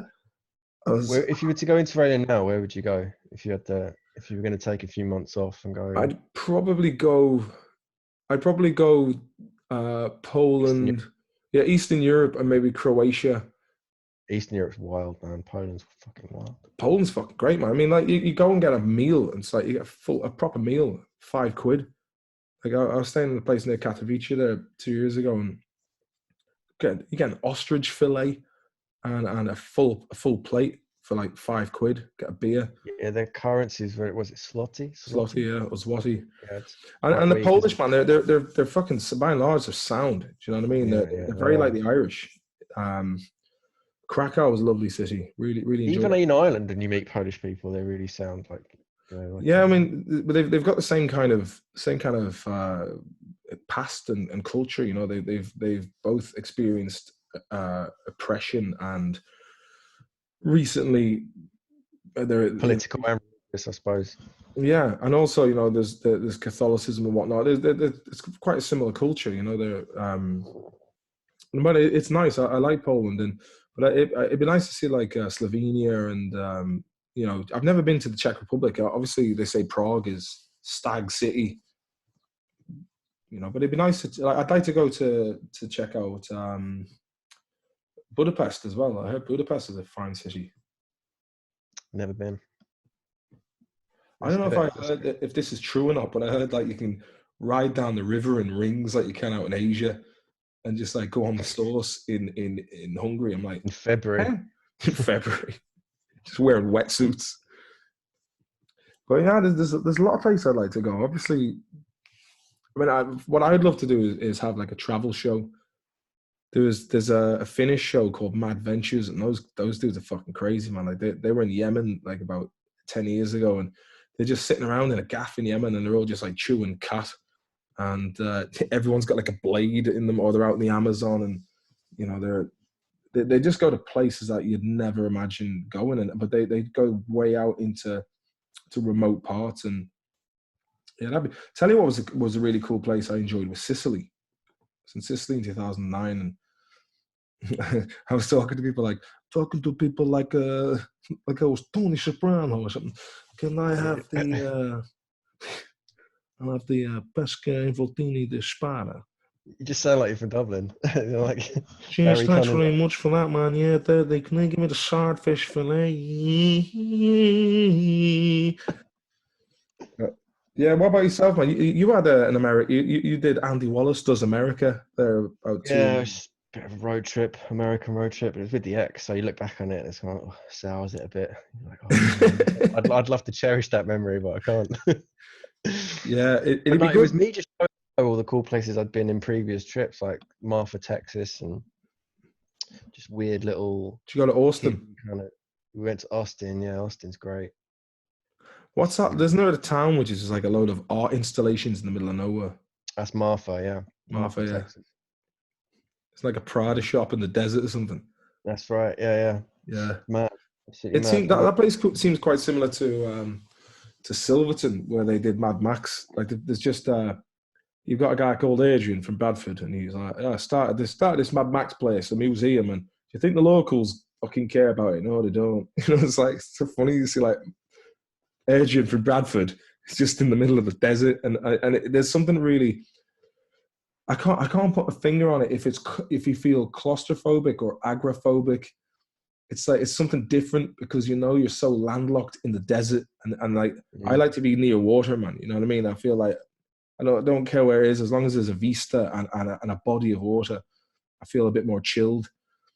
But when you're in the middle of Australia, it's like fucking hell. When you're in the middle of nowhere, like and you know, Yeah, there's something unsettling about it. Like if me and my friends are driving through Death Valley, and we were, I don't know, we'd just come from Vegas and we were all hammered and we were going for my friend who was getting married, and his family was saying to us, "What are you guys doing now?" So we're going to get in the car, we're going to drive to San Fran or Sacramento, and we're going to come through Death Valley. And whereas they Arnie were would like, say, special interests have a stranglehold over Sacramento. exactly.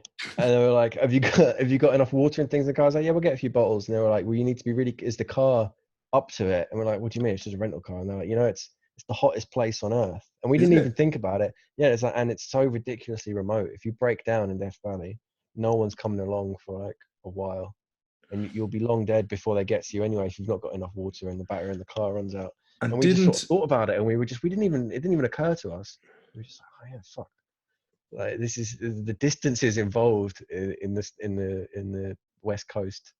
Just way, it just bends your mind a bit if you're especially from London. Did you meet the there's people Undertaker when you were everywhere. there? Did you what? Did you meet the Undertaker when you were there? I remember like looking Death at Valley. the trivia. Yeah, Death Valley. Yeah. Born in That's really Death fun. Valley. He's probably born in somewhere like Connecticut or somewhere. That's another thing I want to talk about. Have you seen Dark Side of the Ring? About like it's that series of documentaries made by Vice about like wrestling in the 80s and 90s. No, but I'd say that's interesting. Oh man, it's so good. So Did good. you ever see that footage probably about 10 years ago? It was like Jake the Snake was outside a nightclub or something. And He's in it loads. is he? Yeah, Some young dude's just kicking off on him, and he's got his belly out and all that, and he just looks like he's a mess, like, because there's an awful lot of drinking and drugs and mad shit going on with wrestling. I was shocked as to the amount of coke they were all on. I mean, looking back now, it's kind of obvious. What do you reckon? My Warrior was buzzed. Walk with me, Hulk Hogan. I mean, like coke and steroids, man. Some of those call-out videos they did to each other, like they were, like the fucking Macho Man Randy Savage. When I do me, Gene, I'll tell you something you now. When I get in that ring and I meet Andre the Giant, oh yes, sirree, Bob. Oh yeah, it was brilliant, wasn't he? Like there was cream of the crop. They have a whole episode about him. It's amazing about him and his wife, the relationship they had. Was it Terry? Was it Elizabeth? I think was his first. Oh, Elizabeth, wife. yeah. And he was just like a mad controlling. I think the drugs and I think he was a bit of a controlling personality anyway. But because they were like really muscular rock stars. You know what I mean?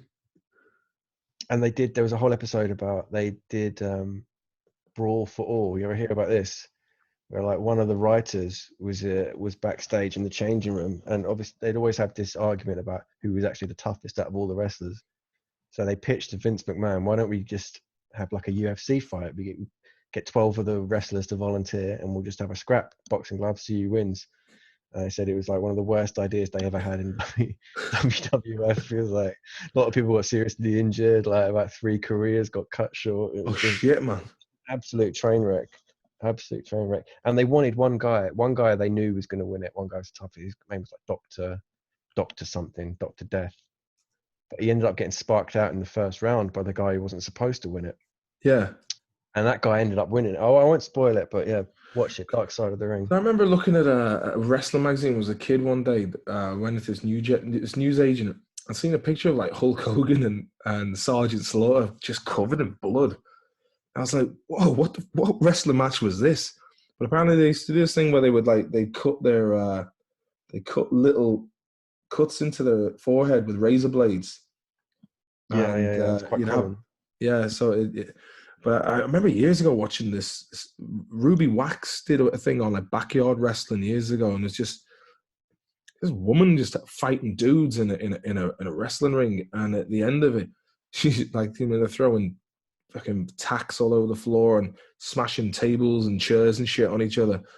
And at the end of it, the woman is just sitting there with like blood coming out of her nose going, this is what I do. I'm like, fuck.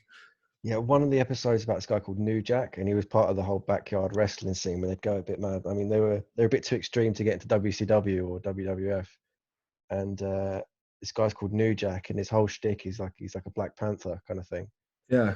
And one day he's supposed to be wrestling these 2 midgets or something, and these 2 midgets were coming with this guy who's 17, but he's a big fat guy, and he's dressed as a bus conductor, and his name is Mass Transit. He's 17 years old, and the guy who's supposed to wrestle New Jack, no one wants to wrestle New Jack because he's just a fucking psychopath and he's like coked up to the nines.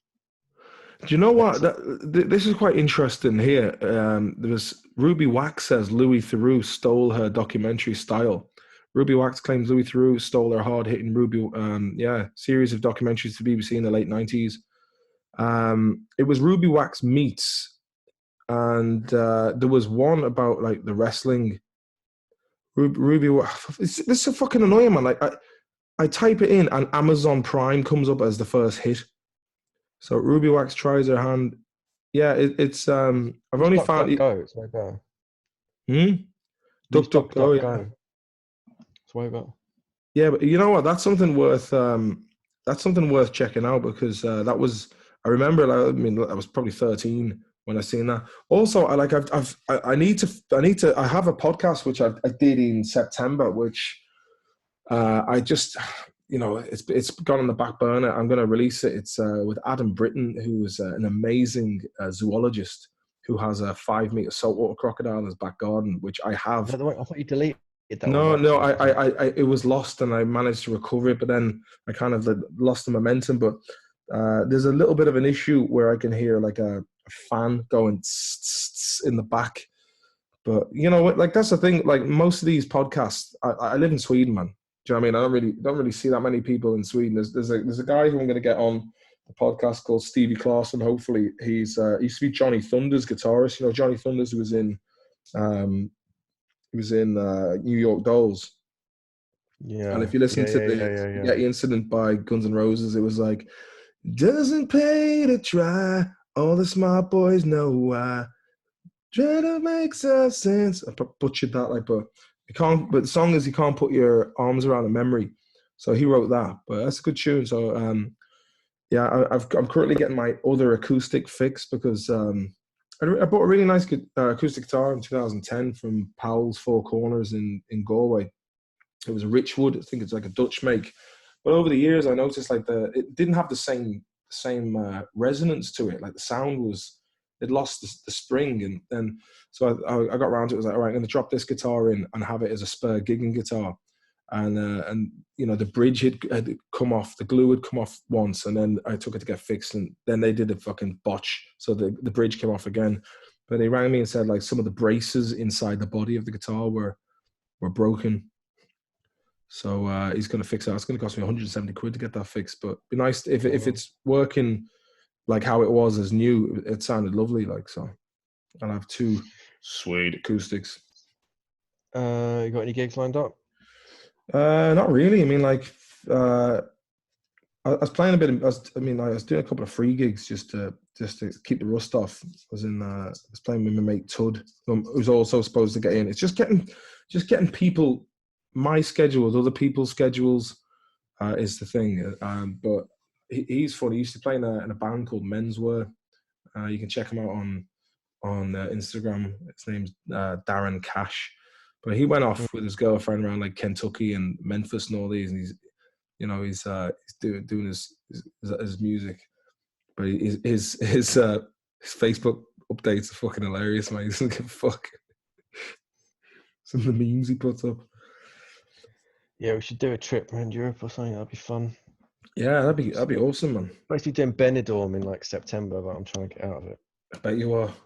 Did you ever go to Ibiza? No, I'd love to go. I thought I was too old for 10 years ago. Yeah, that's what I said 10 years ago, and then went there and got caught up in the madness. I was like, this is brilliant, man. It's like, could have spent an extra week or 2 there. Yeah, I'm sure I'd slide right into it. I'm sure you would, mate. I'm sure you would. It's great old crack. Well, have you any other things to say? Because we said we're going to keep this within the hour, but I don't even know how long we've been doing this for. I have no idea. Does it say on the thing? Does it? No, mate. Probably about nearly 2 hours, but it's been a great little chat. And for anyone who, I'm not like this. That's the other thing when you've had a podcast and you just like, sometimes when you don't go about a script, you might be covering things that you've already said, but fucking man, if you've heard it before, for any regular listeners, just skip through, man. If you know, or listen to it again. It's up to you. you know. So what are you up to? What are your plans? Just I'm just remoting into work at the moment. Just hopefully take some time off in July when the travel ban lifts, or when they stop restricting movement. Come to Some time off Sweden. in July, maybe go see the folks, maybe go away somewhere, book a flight if I can. But I'm not holding my breath. I don't think we'll be back to normal here till about August time. Oh man, it's like the whole summer gone. Yeah. If you get June, July, man, that'd be nice. What about yourself? What's next? I don't really know, mate, to be quite honest with you. I'm just kind of rolling each day as it comes along. I haven't really made any plans because I kind of don't really know what to plan for.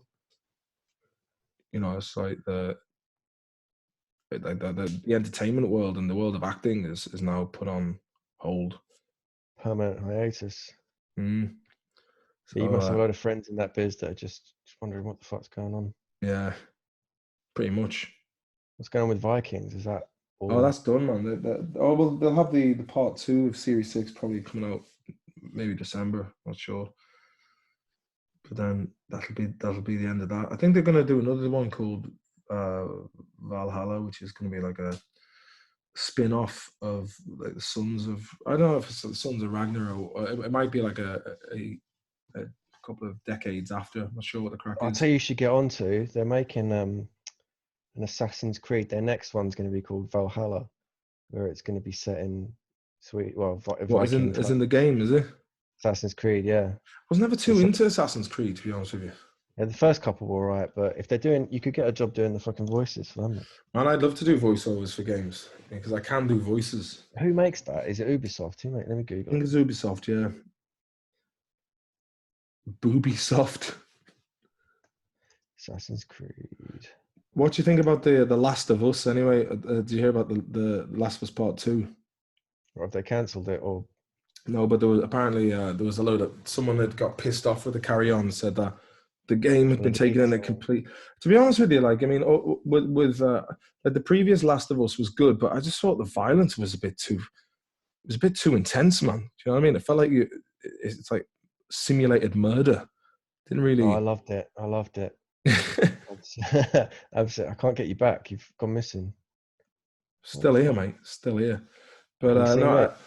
But apparently they leaked it, and they leaked the end of the plot. As apparently Joel and Ellie get killed by a trans woman, or who's a trans man with a golf club, and then like your this character in it called Abby, who's basically the daughter of an NPC surgeon.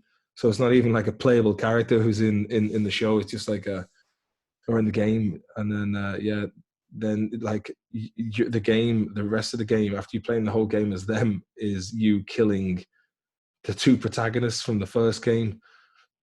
So and it's like, what was it, like Kill Ellie is. But I seen a meme where it was like there's like a screen grab of like Ellie being strangled and guys, and it's like you're being strangled, but you just found out that you're now a famous internet meme, and then the next one's like kind of laughing like this. But you see, the thing is, your man Neil Druckmann got fucking Anita Sarkeesian in as an advisor to that, and it's just like she's just one of these people who champions, she's made a great career for herself out of dictating what is and what shouldn't be. But really, I think it's all about the bottom line with her. She's just making a nice bit of coin for herself. And, apparently they completely fucked up the plot and haven't paid like 70% of their staff, according to like rumors on the internet and really disillusioned staff. Yeah, there's a lot of heat around that, isn't there? Gaming companies not giving their people a fair. There's a word for it. I can't remember the word, but when a game's close to finish, they make them work weekends and just basically take the piss with them. Yeah, it's a weird one. I don't know what to. What's the story with Cyberpunk 2077?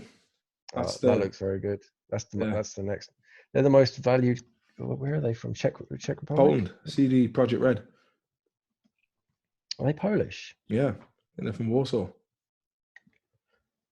Well, yeah, they're the most valued games company in Poland, or the most valued company in Poland. Like, Oh, really? The stock whole. price. Yeah, Wow. yeah. Have you seen the Witcher series? Any good? For the first couple, it was all right. It's I'll patch on the sorry. game. Well, I'm not a big enough fan of the game it's one of them ones where they've got like it's an impossible line to walk. Like if they stay too close to the game, they put off all the people that don't know the game. Yeah. And if they stray too far from the game, that vocal fan base they've got, there'll be a backlash online. So they can't really win with something like that. So, What do you think of the Marvel universe, man? Do you think there's just too many of them? yeah, It's just boshing out series like Ant-Man, Green Hornet, Green Lantern, Wonder Woman, fucking Captain Marvel. I like what'll be next? Like Accountancy Man. You can just do like loads of spreadsheets and tax returns in like a matter of seconds. That would be an actual superhero, man. You know what I mean? If I knew of tax returns, man, I'd be like, hey, please help me. Yeah, he'd be way more use in the real world. Yeah, real world applications. Yeah. No, the tax man does exist, but he's a cunt. Everyone hates him. There's a villain called Twitter Storm. Just someone who just by day they're just like a numbers bot in a company, but they're like, or like they're a moderator on a messaging board. You know, I'd say there's a lot of people out there who, when you meet them in real life, they're really shy and quiet, and they're like, "Oh, how's it going? Cool, nice to see you, man." Yeah, and then they just go onto the internet, and it's like they just go and shit post and talk about, yeah, like I told him in real life, but you know, like, and they're just like they're online. They're like online legends of the community, but in real life, they're fucking like Clark Kent. Do you know what I mean? And they get onto like Reddit moderators and that kind of thing. Yeah, they're just like, by day, they're an unassuming clerk. By night, they're on the internet, saving the world. Yeah, Reddit's good and bad at the same time. It's good. I mean, it's good source of information, and it's cross. I don't be on it that often. I mean, like a lot of people are saying that I should have like a subreddit with the stuff I'm doing. I'm just like, I don't get it, man. You know what I mean? I've too much. I'm more of a YouTube man. I spend a ridiculous amount of time on YouTube. And what the fuck's the story with YouTube? It's like all I get now is Fox News and any video. It doesn't matter what you're watching. It's like Fox News. I'm like, don't want to watch that shit, man. Fucking Rupert Murdoch propaganda. Or else CNN or MSNBC. They've completely taken over YouTube. So it used to be broadcast yourself, and now it's just they've just migrated all of these authoritative news programs to YouTube. And so I don't give a shit about American politics. I don't fucking care. Yeah, and it's always like the left. The left is. I'm like, who are the left? You know what I mean? Like that whole left-right paradigm. It's bullshit, man. Like, I don't think and nobody should be pinning themselves to a political spectrum. We're all people trying to make our way in the world, and we shouldn't be. It's just a way to get people to fight online, so they can just make money out of it, unseen. Yeah, move around in the background. People shouldn't play into it. I seen something today that was very funny, Andy. It was Carl Pilkington went to meet David Icke. I'm trying to think. Have I seen that? Oh, it's brilliant, man. He goes, "No, I don't think you're stupid at all, mate." And he goes, "If the way you view the world is the way you believe it is, and people don't want to listen to them, well, fuck them." He has kind of got a point. He's a sound skin, I reckon, David Icke, man. He's been completely taken off YouTube now. And see, the best is when he met Jesse Ventura and David Icke. That was just one of the funniest. What, they met each other? Yeah. No way, man. I gotta check that out. Jesse Ventura has like a show where he gets to the bottom of him and June Sarpong. What a random combination, man.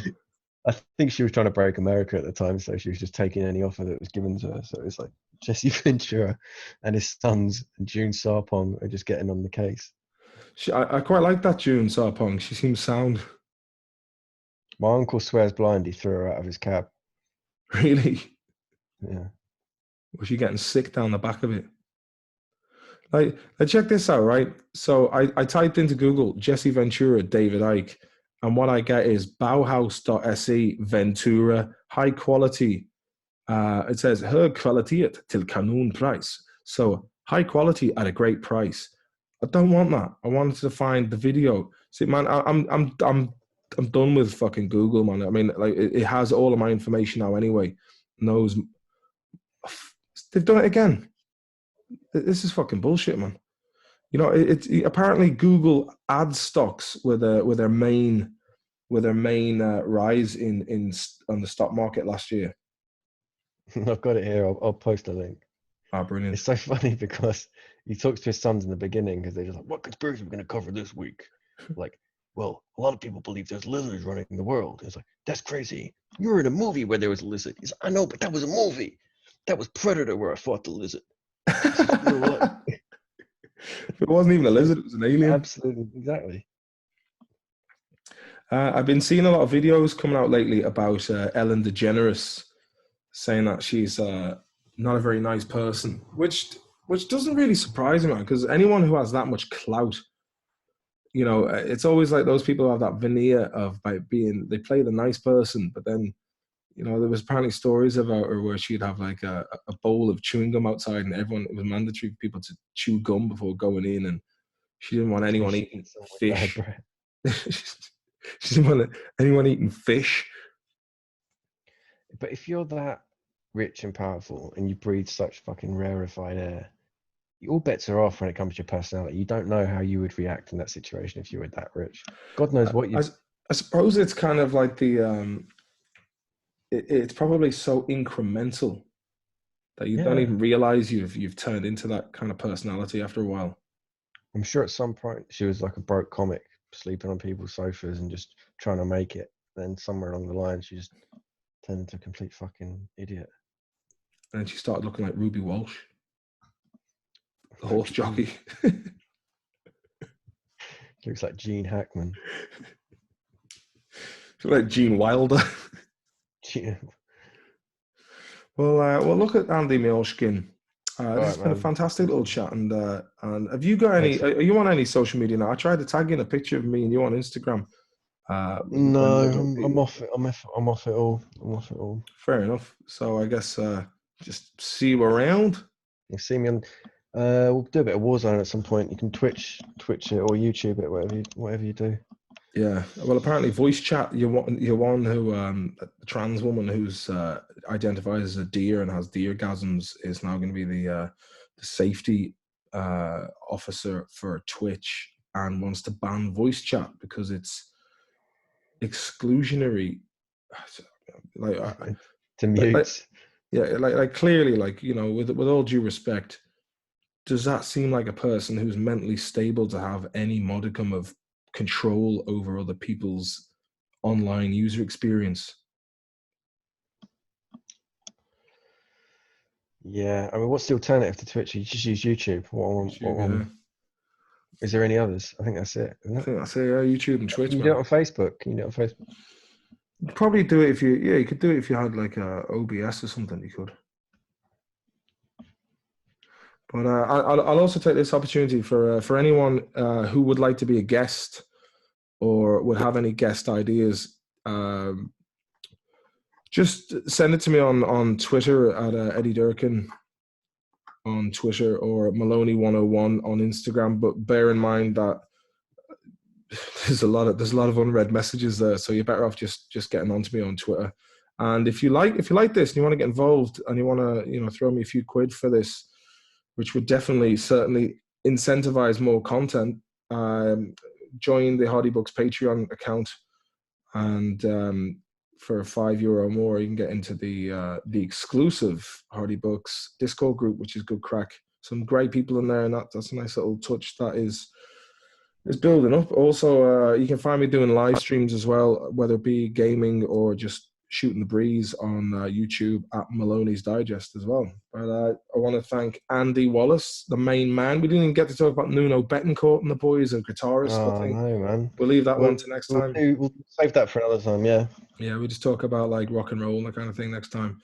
But Andy, it's been an absolute pleasure, and it's nice that you asked me questions as well. You know, obviously, it wasn't like a particular guest format. It was more like the two of us having a chat, which is nice. And I think if you're having a little drive somewhere, or, you know, you're washing the dishes, or you're just knocking about, falling asleep. It's just nice to hear two sound lads recanting tales to other lads.